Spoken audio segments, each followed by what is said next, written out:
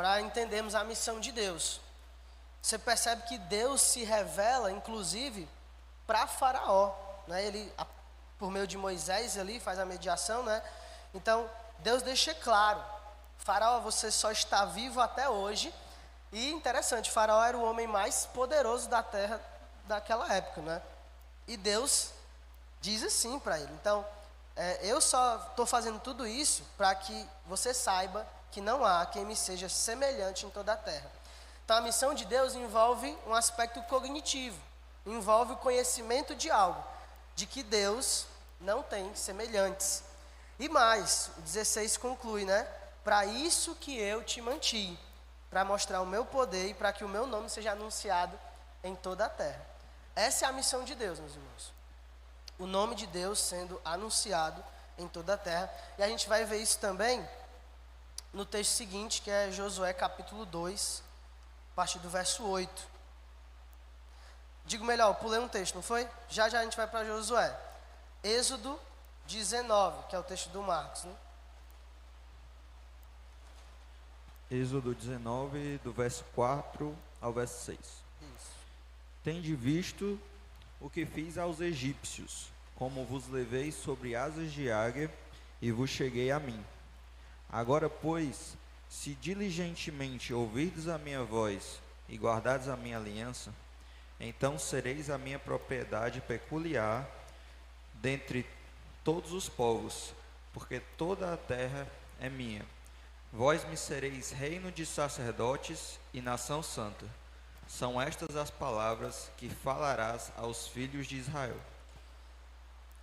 A importância desse texto aqui no nosso assunto se dá porque Israel é o povo de Deus do Antigo Testamento, né? É o povo por meio do qual Deus estava estabelecendo seus planos, não é? Então, Deus não iria salvar somente a nação de Israel. Esse texto aqui deixa claro: se vocês obedecerem a minha voz, né, se vocês me obedecerem, vocês vão ser a minha propriedade peculiar. E é interessante, ele usa aqui o termo sacerdotes. Acho que tem algum microfone aí ligado, né? Ele usa o termo aqui, reino de sacerdotes. A ideia da nação de Israel é justamente fazer essa mediação. Assim como o sacerdote faz a mediação entre Deus e os homens, a nação de Israel seria a mediadora entre Deus e as outras nações. Inclusive, se você perder Israel de vista aqui, você não entende o propósito do Antigo Testamento e como Deus estava preparando tudo para a chegada do Messias. Porque o Messias viria de Israel. Então, essa nação, ela é central. Qual é o grande problema? Que Israel achou que a salvação se resumiria a eles, né? Exclusivistas de alguma forma, eles entendiam que ficaria lá entre eles. Mas nós vamos ver muitos textos aqui que vão deixar claro que não tinha por que Israel pensar dessa forma. Eles não eram os únicos que seriam salvos, mas eles deveriam ser os mediadores para que a salvação alcançasse toda a terra. Assim como a gente viu no texto de Gênesis 12, por meio de Abraão e da sua descendência, né, do seu descendente, todas as famílias da terra seriam abençoadas. Então o objetivo de Deus nunca foi abençoar somente Israel, mas ele abençoaria primeiramente Israel, para que as outras nações vissem Israel e o Deus de Israel e fossem em direção a ele. Que é inclusive, agora sim, o que a gente percebe em Josué 2. Oi. Josué 2, do 8 ao 11. Antes que os espias se deitassem, foi ela ter com eles ao eirado, e lhes disse: Bem sei que o Senhor vos deu esta terra, e que o pavor que infundis caiu sobre nós, e que todos os moradores da terra estão desmaiados, porque temos ouvido que o Senhor secou as águas do Mar Vermelho diante de vós, quando saíeis do Egito, e também o que fizestes aos 2 reis dos amorreus, Seom e Og, que estavam além do Jordão, os quais destruístes. Ouvindo isto, desmaiou-nos o coração, e em ninguém mais há ânimo algum. por causa da vossa presença. Porque o Senhor vosso Deus é Deus em cima nos céus e embaixo na terra. Deu para perceber, irmãos, como o nome de Deus estava se tornando famoso, né, conhecido, inclusive em Jericó, né, que você tem Raabe, que morava nas muralhas, né? E ela sabia o que estava acontecendo. De alguma forma, a notícia chega de que Deus está derrubando reis, de que Deus está abrindo o mar vermelho, de que Ele está com aquele povo. E é interessante que ela diz, né? Quando eu fiquei sabendo disso, quando a gente ficou sabendo disso, nosso coração se desmaiou. E aqui, eu tenho convicção, né, de que Raabe, ela é uma eleita, e que Deus usou isso para salvá-la. Inclusive, a gente percebe como a salvação acontece mesmo no Antigo Testamento, né? Então, às vezes a gente espera palavras muito específicas que a gente encontra no Novo, mas o Antigo ele se comunica de forma diferente. E o que acontece é que você tem aqui claramente alguém que decide servir a Deus, né? Raabe decide abrir mão dos seus deuses e seguir a Deus. E ela clama agora para os espias para que eles levem isso em consideração. Então você vê Deus tornando o seu nome conhecido. E como é que Raabe fica sabendo disso? Por meio do que Deus está fazendo através de Israel. Então, muito interessante a gente perceber esse movimento. E aí, fazendo um salto, né, lá para 2 Samuel, capítulo 7.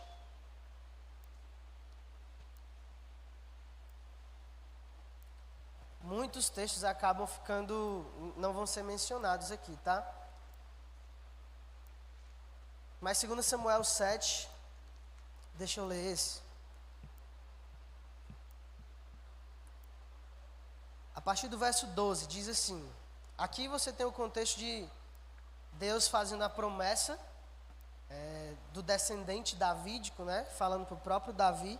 Davi queria fazer uma casa para Deus e Deus diz: não, eu vou te fazer uma casa. Aí olha o verso 12: quando teus dias se cumprirem e descansares com teus pais, então farei levantar depois de ti o teu descendente, que procederá de ti, e estabelecerei o seu reino. Então, a partir de agora, quando a gente for falar da missão de Deus, percebam que eu estou fazendo um movimento de teologia bíblica aqui. É a primeira vez aqui nos textos que a gente observa que é dito sobre um reino terreno. E aqui a gente vai ver que é um reino eterno. E o que é interessante? Deus vai lançando luz sobre nova revelação e deixando claro que a missão de Deus, a missão dele, passaria agora por esse reino. Então, não é que Deus está numa nova missão agora, a missão continua a mesma. E não é que Deus mudou de ideia, mas Ele está trazendo mais revelação sobre o que Ele faria. E aí, como seria esse reino, não é? Olha o verso 13. Este edificará uma casa ao meu nome, e eu estabelecerei para sempre o trono do seu reino. Verso 16.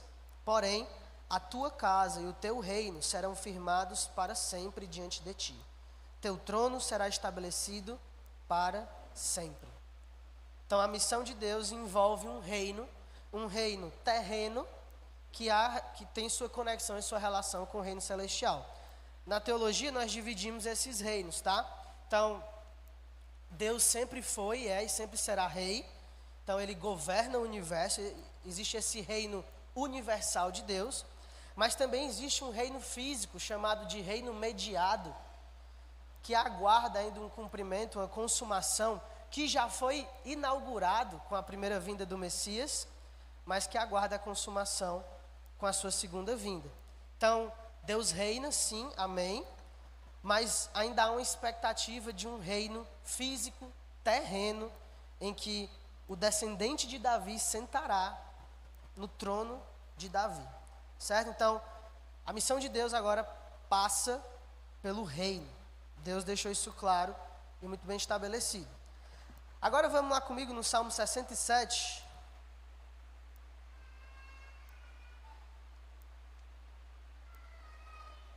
Salmo que eu li quarta-feira, que descreve muito bem a missão de Deus. diz assim: seja Deus gracioso para conosco e nos abençoe, e faça resplandecer sobre nós o rosto, para que se conheça na terra o teu caminho e em todas as nações a tua salvação. Aqui já no verso 2 fica claro, né? Então, a salvação não pertence a Israel, a salvação pertence ao Senhor. E Ele vai entregá-la, né, a todas as nações, de modo que todas as famílias da terra sejam abençoadas de alguma forma pelo Salvador. Olha o verso 3. Louvem-te os povos, ó Deus, louvem-te os povos todos. Alegrem-se e exultem as gentes, pois julgas os povos com equidade e guias na terra as nações. Louvem-te os povos, ó Deus, louvem-te os povos todos. Eu fico maravilhado com esse salmo, porque todos os povos vão louvar a Deus, e nós vamos ver textos claros sobre isso, né? Deus vai ser adorado em todas as línguas, tribos, nações, todos eles vão adorar a Deus, vão louvar a Deus. E se há louvor a Deus, foi porque antes houve conhecimento de Deus. As pessoas conheceram sobre esse Deus e lhe renderam louvores. E aqui o desejo do salmista, indo totalmente na contramão de alguns judeus egoístas, né? O desejo do salmista é que todos os povos louvassem a Deus, de que a salvação dele alcançasse as nações e de que o nome de Deus fosse conhecido e célebre, famoso em toda a terra. Aí olha como é interessante o verso 6. A terra deu o seu fruto, e Deus, o nosso Deus, nos abençoa. Abençoe-nos Deus, e todos os confins da terra o temerão. Essa é a teologia da prosperidade bíblica, né, e verdadeira do Antigo Testamento. De que Deus, ao abençoar a nação de Israel, né, dando fruto para a nação de Israel, abençoando o seu povo, as outras nações veriam isso. Então, há uma teologia da prosperidade bíblica aqui, de que os judeus deveriam esperar. Inclusive, Deuteronômio deixa isso muito claro, né? Se vocês me obedecerem, eu vou abençoar. E o texto que a gente leu, né, do reino de sacerdotes, e à medida que vocês me obedecem, eu abençoo vocês, vocês vão ser mediadores entre Deus e as outras nações. O que acontece, a gente sabe que não é bem assim. Por isso Deus precisa mandar, inclusive, né, o servo melhor e verdadeiro. Nós vamos já falar em Isaías, tá? Aí olha só comigo agora o Salmo 96.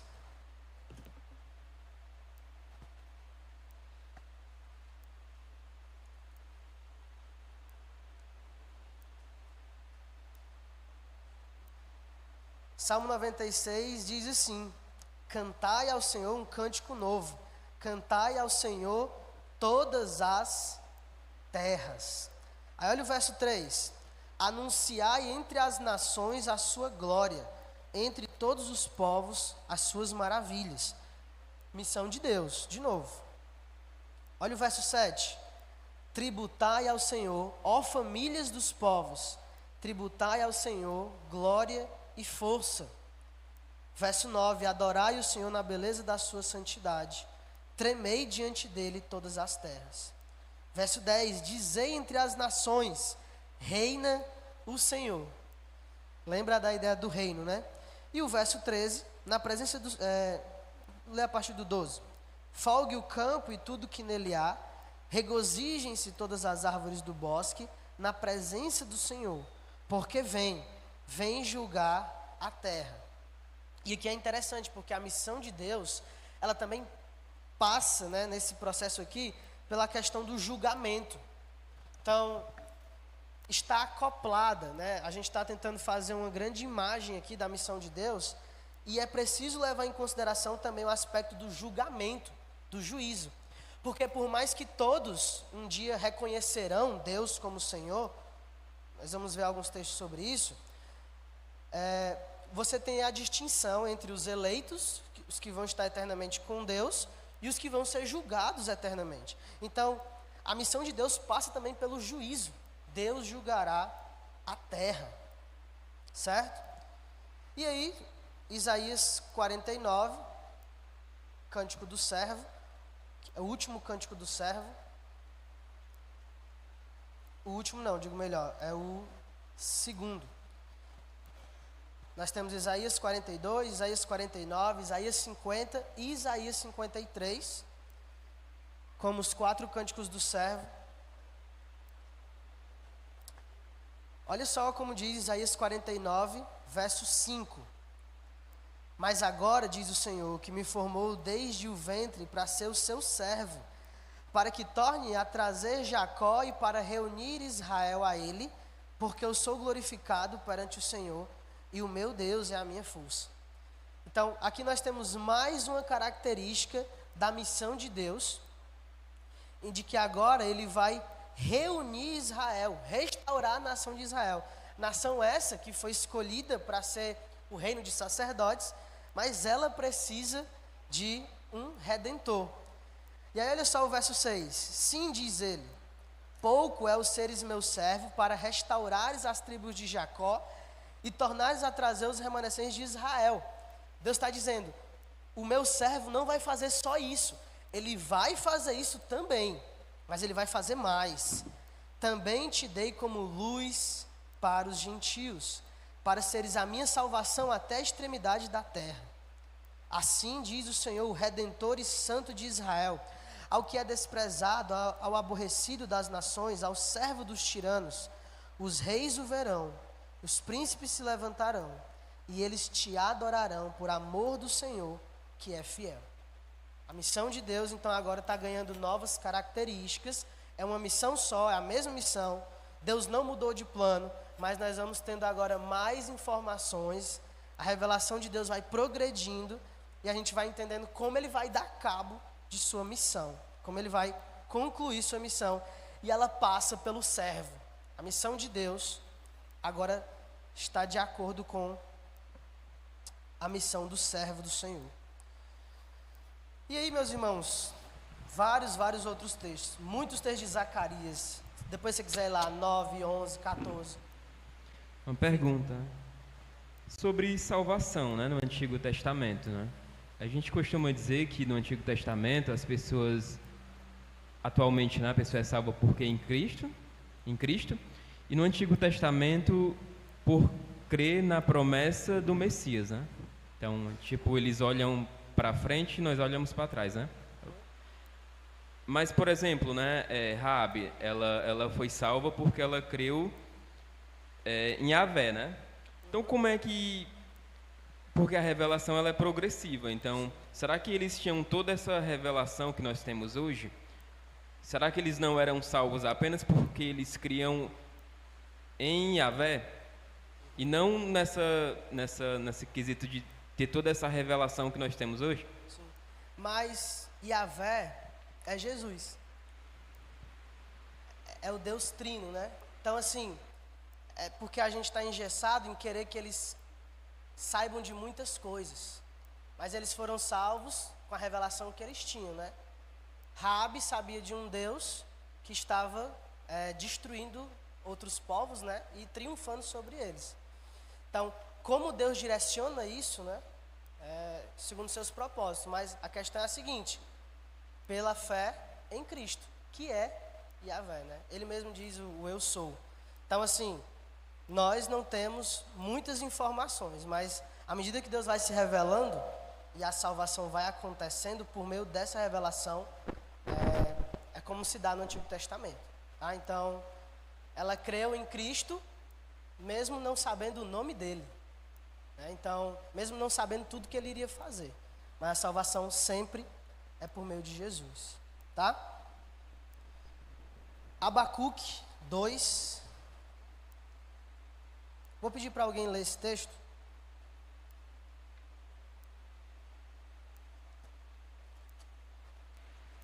Abacuque 2, verso 14.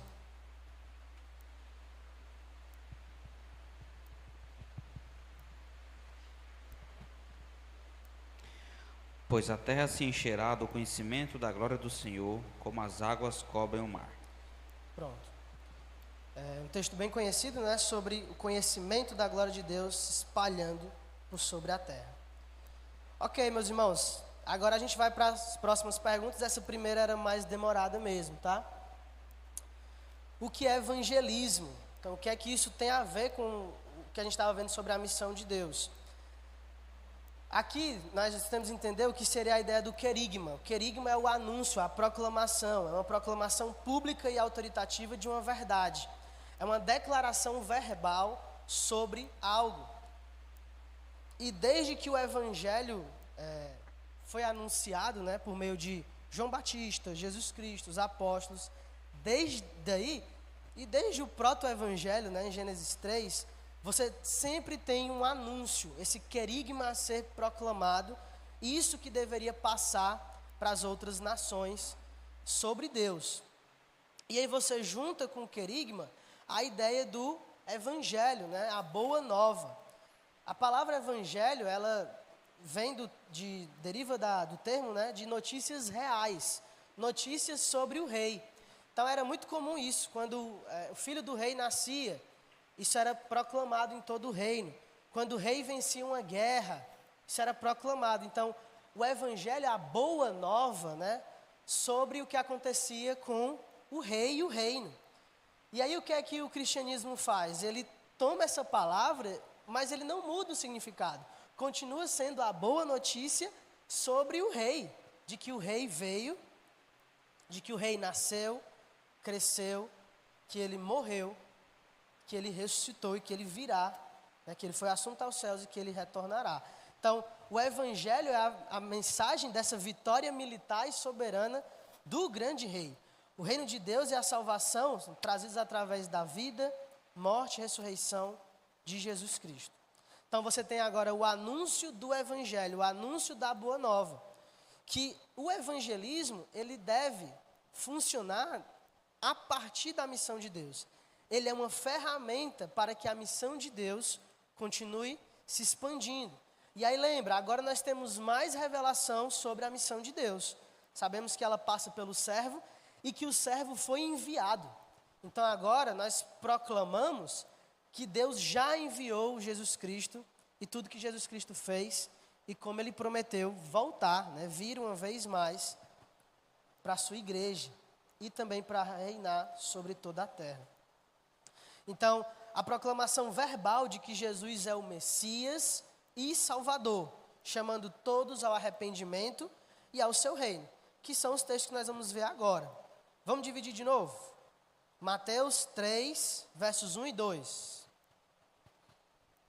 Quero pedir para a gente que não leu ainda, né?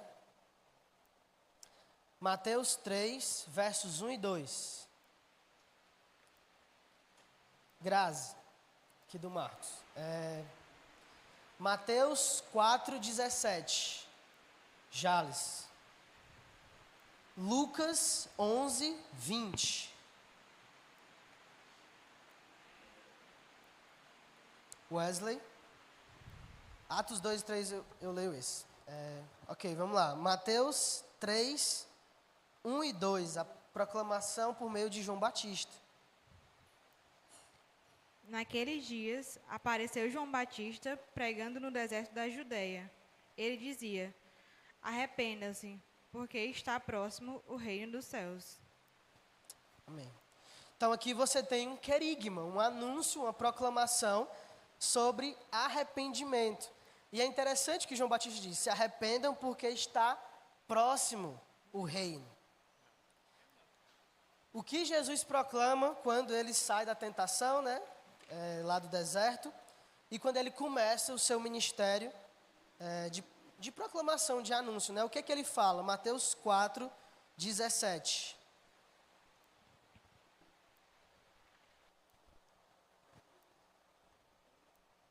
Acho que o microfone ali do Jales.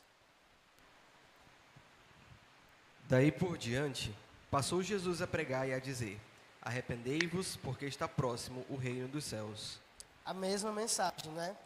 Agora, vai lá comigo em Lucas 11, verso 20. E antes do... Quem foi que ficou de ler esse? Wesley, né? Antes do Wesley ler, só contextualizar para os irmãos. Aqui, Jesus é acusado de expulsar os demônios pelo poder de Belzebu, o maioral dos demônios. E o argumento dele deixa muito claro a chegada do reino. Lembra que a proclamação era: se arrependam porque o reino está próximo. Agora olha o que Jesus fala, Lucas 11, verso 20. Se, porém, eu expulso os demônios pelo dedo de Deus, certamente é chegado o reino de Deus sobre vós. Então, aqui você tem Jesus deixando claro que o reino foi inaugurado. O rei estava lá, o rei chegou e ele estava expulsando os demônios. Os demônios fazem parte, né, desse reino diabólico, do reino das trevas. E é inclusive esse o argumento que Jesus diz: quando um valente chega, ele domina sobre o outro, né? Ele domina sobre aquele que é mais fraco, e aí ele consegue ser vitorioso contra esse. O que Jesus está dizendo é: eu estou chegando e eu estou vencendo o reino das trevas, porque eu sou mais poderoso do que quem está lá. Então, o reino de Deus é chegado. A ideia é que o reino de Deus já pousa sobre nós. Ele foi inaugurado por Jesus Cristo. Então, meus irmãos, aqui nós temos Jesus deixando claro o cumprimento de uma parte da missão de Deus, do reino. Só que ainda aguardamos ainda, não é, cumprimento definitivo.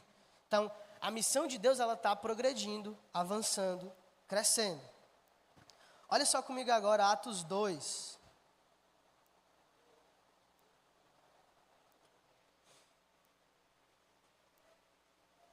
Eu vou pincelar alguns versículos aqui, tá? Para a gente perceber qual era o anúncio que os discípulos, apóstolos, né? Pedro aqui em destaque, o que é que eles falavam.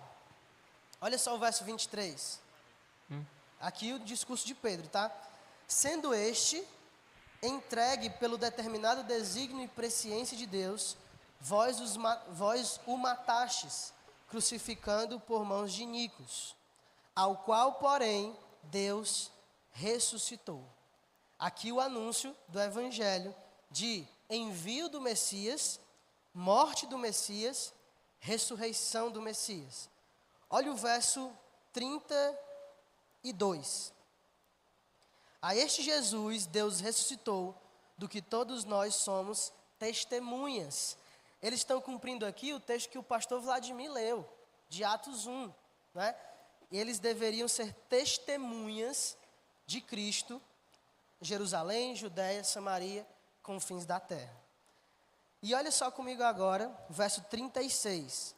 Esteja absolutamente certa, pois, toda a casa de Israel, de que a este Jesus que vós crucificastes, Deus o fez Senhor e Cristo.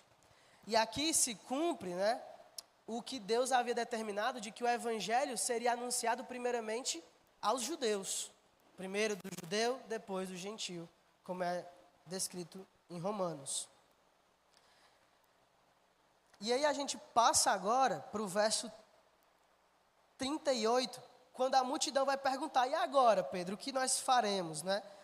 Verso 38, respondeu-lhes Pedro: arrependei-vos, a mesma mensagem, arrependei-vos, e cada um de vós seja batizado em nome de Jesus Cristo, para quê? Para a remissão dos vossos pecados, e recebereis o dom do Espírito Santo. É porque não deu para a gente falar de textos como a Nova Aliança de Jeremias 31, mas eu já citei aqui para os irmãos em algum momento, e a Nova Aliança está relacionada com remissão de pecados. E isso se cumpre em Cristo, certo? Só que continua em Atos 3, nós temos mais um discurso de Pedro, em que ele diz basicamente a mesma coisa. Olha só o verso 15. Dessarte, matastes o autor da vida, a quem Deus ressuscitou dentre os mortos, do que nós somos testemunhas. Aí pula comigo, lá para o verso 19. Arrependei-vos, pois, e convertei-vos para serem cancelados os vossos pecados. E aí o texto segue. E aí Pedro cita também as promessas que Deus faz para Abraão, lá no final do capítulo 3. Isso se cumpre em Cristo. Ele é o descendente por meio do qual as famílias da terra serão abençoadas. E o último texto dessa parte, que seria evangelismo, né, o anúncio, a proclamação do evangelho, 1 Coríntios 15. Alguém pode ler esse texto para a gente? Dos versos 1 ao 4.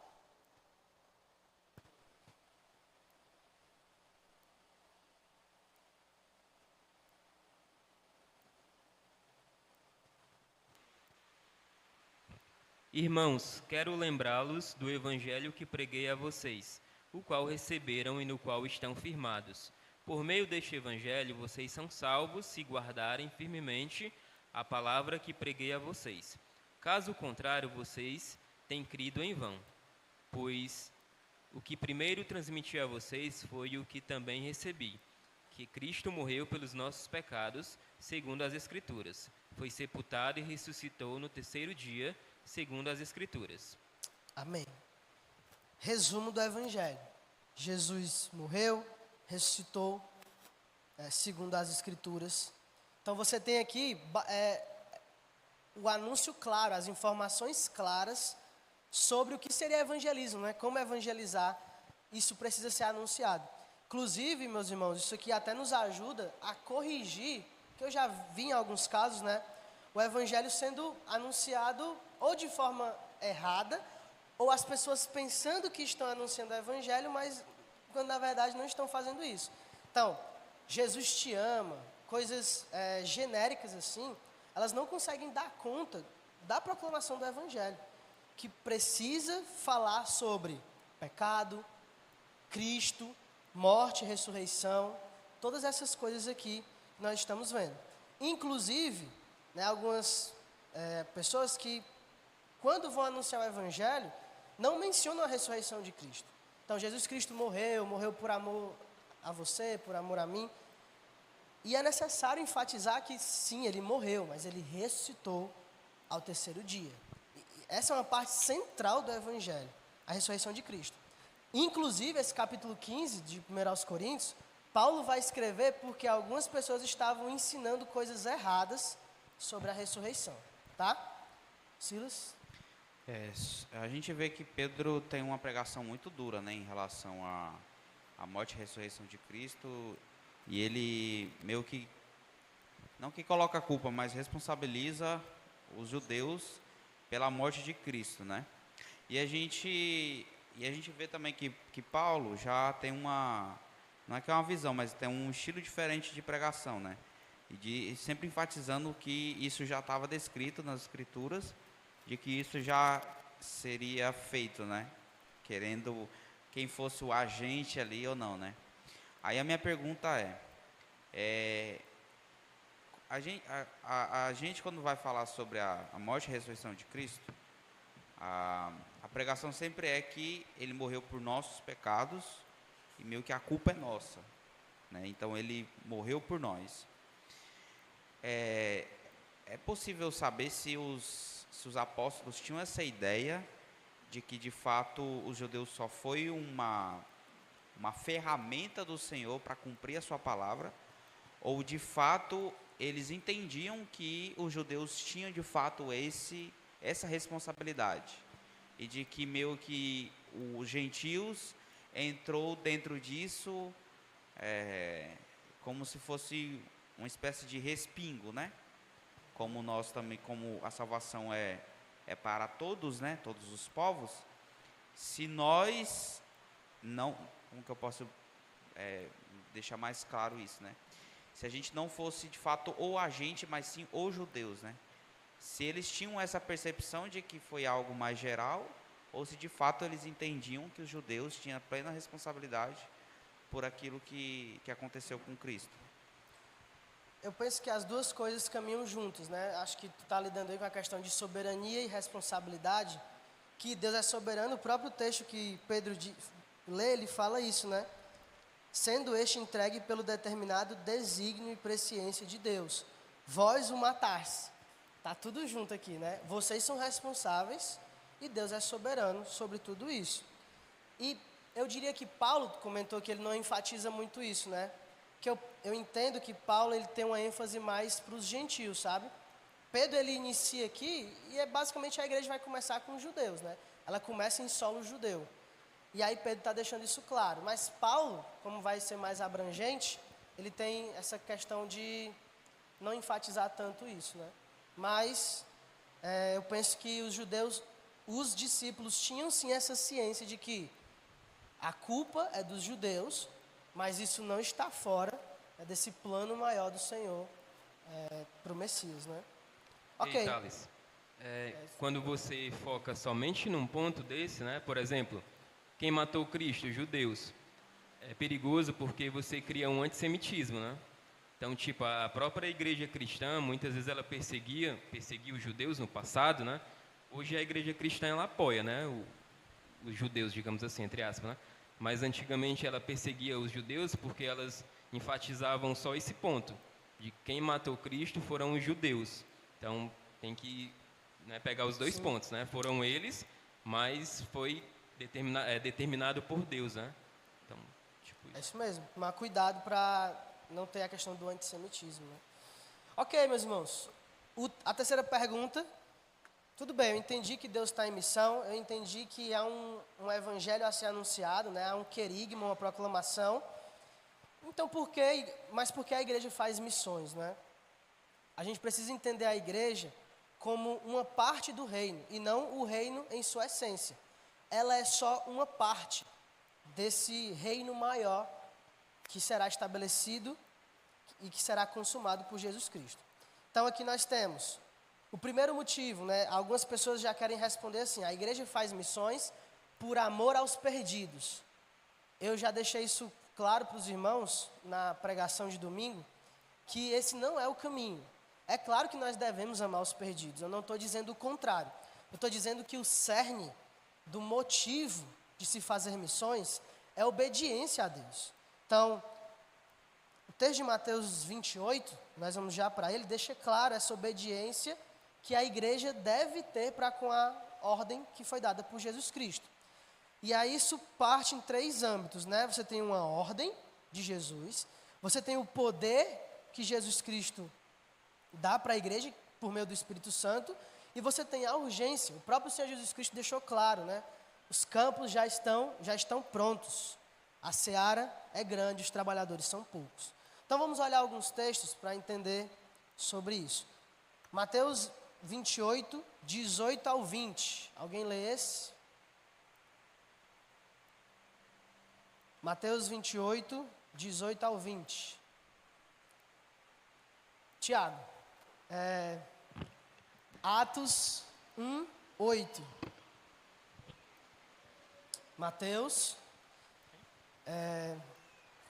E 2 Coríntios 5, eu leio. Mateus 28, 18 ao 20.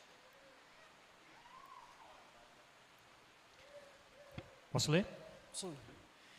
Jesus, aproximando-se, falou-lhes, dizendo: Toda autoridade me foi dada no céu e na terra. Ide, portanto, fazei discípulos de todas as nações, batizando-os em nome do Pai e do Filho e do Espírito Santo, ensinando-os a guardar todas as coisas que vos tenho ordenado. E eis que estou convosco todos os dias, até a consumação do século. A igreja faz missões porque é uma ordem de Jesus Cristo e, em essência, porque a missão é do próprio Deus. Como até o pastor Clesiano já mencionou, né, isso acabou se perdendo por um tempo e a igreja passou a achar que a missão era dela, né? Então, você começa a pluralizar o termo, então tem que fazer missões, são as missões, a missão da igreja, e se perdeu esse cerne, de que o princípio fundador de tudo isso é que a missão é de Deus.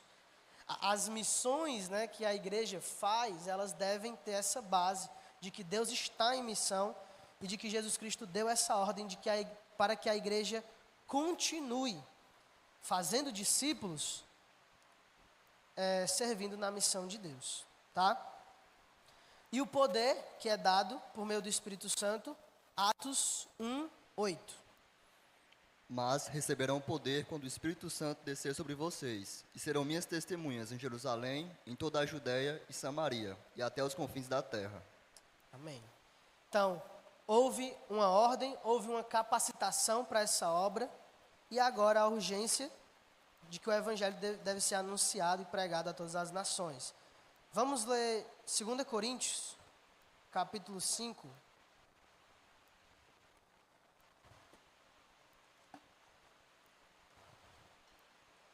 A partir do verso 18. Aqui não vou me demorar muito, porque eu falei sobre esse texto domingo passado. É só para lembrar para os irmãos. 2 Coríntios 5,18. Ora, tudo provém de Deus, que nos reconciliou consigo mesmo por meio de Cristo e nos deu o ministério da reconciliação. A saber que Deus estava em Cristo, reconciliando consigo o mundo. Aqui é interessante você perceber que a obra de Cristo, ela não se resume à humanidade. Você tem toda uma criação por trás. Romanos 8 vai falar sobre isso também. A criação geme, ela aguarda, ela está na expectativa dessa redenção dos filhos de Deus. Então, o que Deus fez em Cristo, né, por meio de sua obra, é uma reorganização de tudo. Lembra que há um desejo de Deus de abençoar toda a terra, de reverter a maldição. Então, é um erro você resumir a missão de Deus à redenção. Inclusive, essa é uma pergunta da teologia bíblica, né? Qual é a linha mestre, qual é a linha narrativa da Escritura? E eu acredito que, infelizmente, alguns dos nossos irmãos reformados, eles erram ao identificar a linha mestre como a redenção. É a redenção das pessoas. Não é.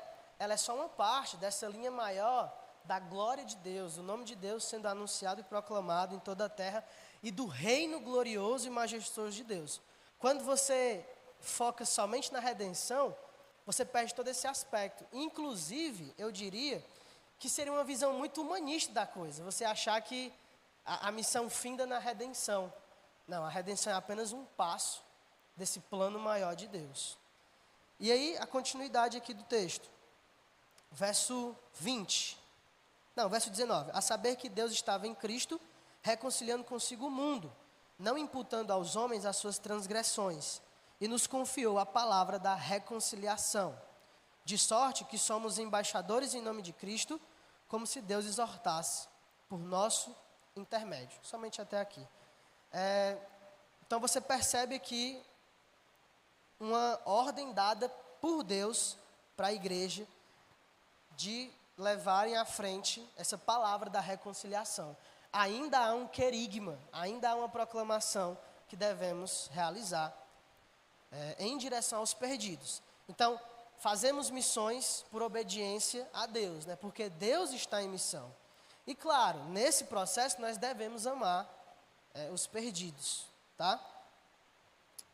Finalizando então, a conclusão da missão de Deus, vou ler de baixo para cima, tá? Vamos lá para Romanos 9, 22.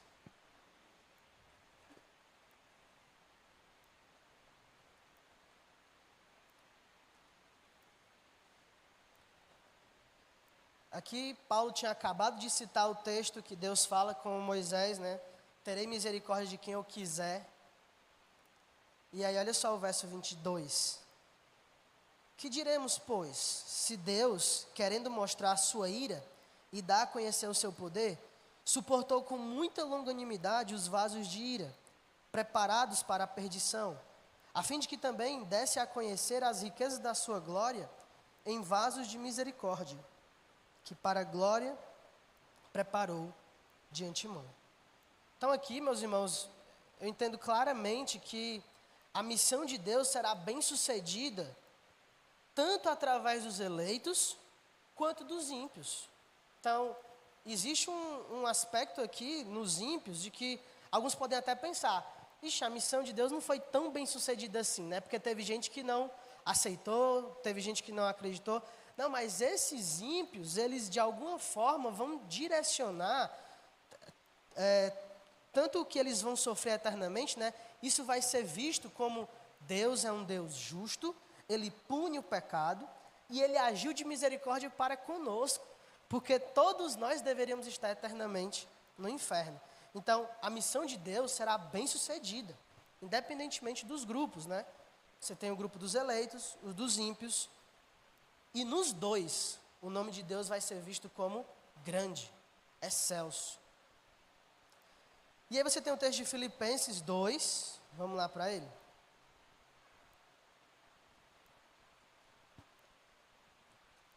Filipenses 2, a partir do verso 9. Pelo que também Deus o exaltou sobremaneira e lhe deu o nome que está acima de todo nome, para que ao nome de Jesus se dobre todo o joelho nos céus, na terra e debaixo da terra, e toda língua confesse que Jesus Cristo é Senhor, para a glória de Deus Pai. Então, haverá esse reconhecimento total, completo. Toda língua vai proclamar, vai confessar que Jesus é Senhor. Eleitos, ímpios. Então, todos vão dobrar seus joelhos, né? Alguns vão fazer isso com muita alegria, com o privilégio de poder passar a eternidade com o Senhor. Outros vão fazer mesmo em meio à rebeldia, à rebelião, mas eles vão reconhecer o senhorio de Jesus Cristo. E Apocalipse 7, a gente finalizar.